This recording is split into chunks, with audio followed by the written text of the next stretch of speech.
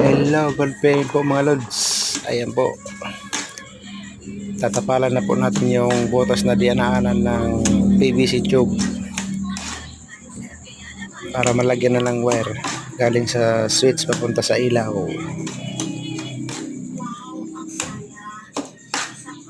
Ayan po mga lods.